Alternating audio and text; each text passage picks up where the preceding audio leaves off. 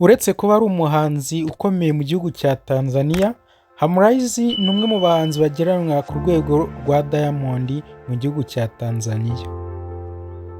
Muriyi ni umuhanzi uzi kurya amafaranga uko bimera, kandi uyu muhanzi yasaruye amafaranga menshi mu muziki wo mu gihugu cya Tanzania. Uyu mugabo kurya amafaranga azi icyo bivuga, azi n'icyo ari cyo. Se ujya wibaza ubuzima cyangwa imibereho by'uyu muhanzi uburyo abayemo? Ese utekereza amazu abamo? Ese utekereza imodoka agendamo n'ibindi mu mitungo ye agiye afite hirya no hino? Muri iyi video turakwereka ubuzima buhenze kandi bwiza uyu muhanzi Muriyi abayemo aka Konde Genge. Njye wumva nitwa Mwizerwa Patrick. Ndagusuhuje. Mbere yuko dutangira waharutse gukora subscribe kuri iyi YouTube channel Fungura TV. Uyu yavutse mu 1991 avukira mu gihugu cya Tanzania. Uyu Abdul Rajab Kahari wamenyekanye ku izina rya Muriyi ku isi yose, ni umugabo umaze kwigarurira imitima ya benshi bakunda umuziki we, by'umwihariko muri Afurika y'Uburasirazuba, ku buryo yewe agereranywa na Diamond. Kandi wibuke neza ko uyu Diamond yigeze kumubera sebuja. Uyu yaje kurenza inkombe za Tanzania umuziki wiwe awugeza muri Afurika yewe yose no ku isi muri rusange. Uyu nguyu akaba akomeje kugenda azenguruka isi yose akorana n'abahanzi bagiye batandukanye indirimbo nziza zituma abantu bamukunda. Ibi ntabwo byapfuye kwizana cyangwa bize gutyo gusa, kuko ibi ngibi bimwinjiriza amafaranga akayabo katabarika. Amaze kuba ingwizatunga yewe ku buryo buri hejuru. Tuguhaye urugero, ni nk'umuturirwa afite mu murwa mukuru wa Tanzania wa Dar es Salaam. Inzu y'umuturirwa ifite ibyumba birenga 5, yewe ikagira parikingi nziza cyane nini yajyamo imodoka 5. Urabona iyi nzira irasa neza mo imbere, yewe ifite na jaride nziza kandi inzu nini, ifite na pisine yo uyu mugabo ashobora kogeramo igihe yabishatse ari kuruhuka. Iyi nzu ubwo Muriyi yaganiraga n'igitangazamakuru cya Wasafi TV, icyo gihe haburaga iminsi mikeya ngo atandukanye na Wasafi Lebo ya Diamond. Icyo gihe yatangaje yuko iyi nzu yayiguze miliyoni 379 mu mafaranga y'amanyarwanda. Ndetse iyi nzu kandi ikaba yari iri mu byo Wasafi yagwatiriye ubwo uyu muhanzi yamaraga gutandukana na Wasafi ya Diamond. Ngo byari bitewe n'amasezerano yewe n'utudeni uyu mugabo yari agiye arimo, kuko aya masezerano yabo yari atarashyizwe mu bikorwa neza. Igihe bakaba baramusabaga ko yabanza akishyura ibyo Wasafi Lebo yamufashijemo cyangwa yamukoreye byose. Aba ibingibi atabishoboye hakagwatirizwa imwe mu mitungo y'uyu mugabo Konde Boy aka The Genge. Muriyi akaba afite n'indi nzu nziza cyane yise Konde Village. Iyi nzu buri gihe usanga adahwema kugenda ayitangaza mu bitangazamakuru cyangwa se ayerekana. Iyi nzu ikaba ari nziza, iri mu rupangu runini, ifite jaride nini kandi yizengurutse isa neza cyane. Iyi kandi nayo ikaba ifite pisine nziza nini rwose yogamo igihe abishatse. Iyi nzu kandi ikaba ifite parikingi nini ihagije ishobora guparikwamo imodoka ngo zigera muri 7, yewe n'ibindi byinshi nkenerwa kuri iyi nzu. Aho yari ari kuri Instagram nibwo umufana we yamusabye ko yagira byinshi ababwira babwije ukuri kuri iyi nzu. Yaje amubwira ati tubwire amafaranga iyi nzu yaba yaragutwaye.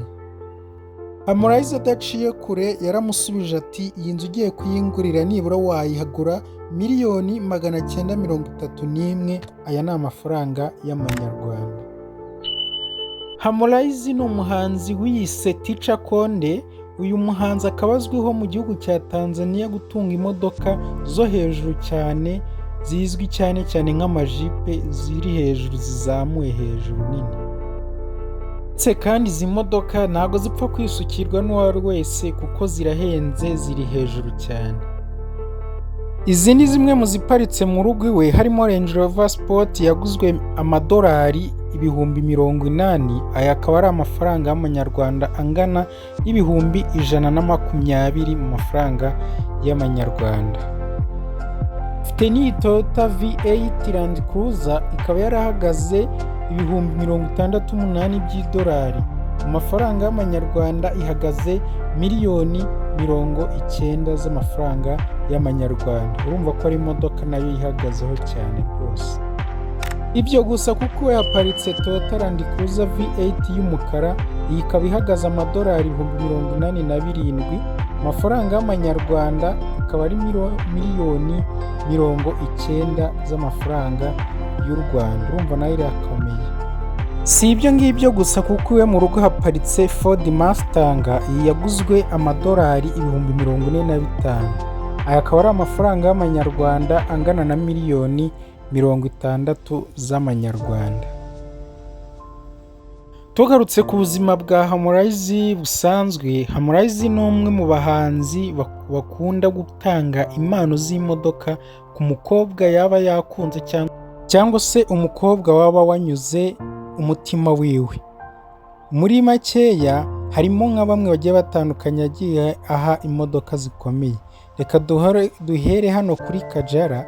Uyu Kajala yamuhaye Range Rover Sport y'umukara nziza cyane ishimishije buri wese arebesha ijisho rye akabona ko ari imodoka isa neza. Si uyu wenyine kuko hari n'umunyarwandakazi benshi bazi cyane wamamaye ku mbuga nkoranyambaga. Uyu yitwa YOLO The Queen, nawe yamuhaye Range Rover y'umweru nziza isa neza cyane rwose. Ndetse yewe bavuga yuko uyu YOLO The Queen n'uyu muhanzi bafite umubano wihariye. Ibi ngibi byagarutsweho kenshi cyangwa byatunguye benshi mu mafoto uyu mukobwa yapostinze kuri Instagram yiwe. Ahangaha yashimiraga Harmonize ku mafoto yari yapostinze ahagaragara agira ati ndagushimiye kubw'impano nziza wampaye. Ahangaha yagaragaza Harmonize na Range Rover Sport y'umweru yari amaze gushikiriza uyu mukobwa w'umunyarwandakazi. Ubusanzwe izi Range Rover Sport igiciro cyazo zikaba zihera ku madolari 56,000. Mu mafaranga y'amanyarwanda zishobora kuba miliyoni 74. Cyumvikana no nuko urukundo rubaho kandi ntacyo rutakoresha, cyane cyane no mu gihe ushobora kuba waba ufite ubushobozi. Harmonize rero ni umusitari wambara imikufi ihenze yewe n'amasaha ahenze ari ku gaciro gahenze cyane. Uyu nguyu agiye afite amasaha agiye atandukanye n'imikufi ihenze, reka tuyigarukeho. Amasaha rero ni amasaha ahenze cyane ahagaze za miliyoni, duhereye ku rugero nk'iyi Diamond Rolex Watch iriho utubuye dushashagirana twa Kristo kandi utu tubuye duhenda kubi. Ikaba inarimo na Diamond nkeya zivanze n'utu tubuye. Iyi ngiyi ikaba yarahagaze amafaranga atari makeya ageze kuri ibihumbi 21 by'idolari. Amafaranga y'amanyarwanda ishobora guhagarara miliyoni 28 z'amanyarwanda. Ibyo gusa kuko afite n'indi saha yitwa White Golden Rolex Watch. Iyi ngiyi nayo ikaba ari muri zimwe mu masaha ahenze ya Rolex twagiye tugarukaho. Gusa iyi ngiyi ikaba ikozwe muri zahabu z'umweru yewe na dayama bigiye bivanze. Iyi ngiyi ikaba ihagaze amadolari 17,000, aho mu manyarwanda ashobora guhagarara miliyoni 20 z'amafaranga y'amanyarwanda. Urumva ko ari isaha zihenze kandi nziza zigezweho. Gusa uyu nguyu kuri we ibi ntago ari ibintu bihenze kugura amasaha akomeye nk'aya ngaya, kuko buriya we kugira azaturuke mu gihugu cyiwe cya Tanzania aze kukuririmbira nibura bishobora kugutwara hagati y'amadolari 20,000 n'amadolari 30,000, yewe bishobora no kwiyongera bitewe n'aho igitaramo agiye kugikorera cyangwa se n'ibyo agiye kuhakorera. Uyu rero ntabwo ari ibintu biba bimuhenze cyane kugura ibintu bihenze uku nguku.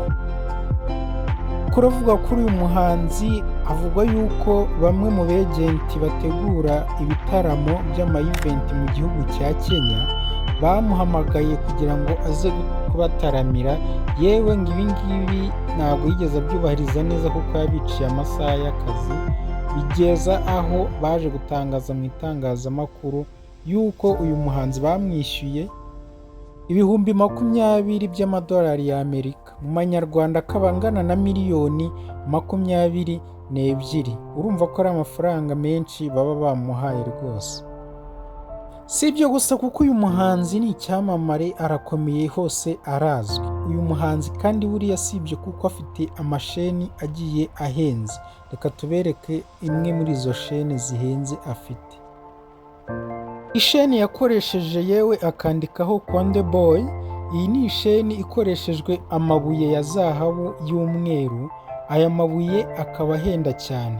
Iyi sheni rero yaje kumuhagarara amafaranga atari makeya, aho yaje guhagarara amadolari 25,000, aya akangana n'amafaranga y'amanyarwanda miliyoni 33.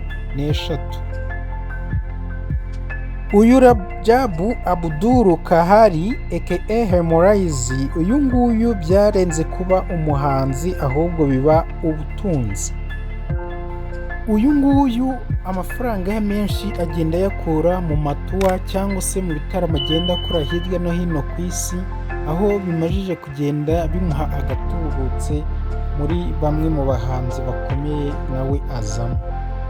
Uherutse yazengurutse amasiteti yo muri Amerika cyangwa se amaleta yo muri Amerika agera mu 10 agenda ahataramira, aha yakuye amafaranga menshi atari makeya. Buriya n'imbuga ze zigiye zitandukanye harimo nka YouTube, Spotify, yewe na Kaida, ahangaha hose abasha kuvanamo amafaranga menshi amubeshaho akamukorera ibyo yifuza byose.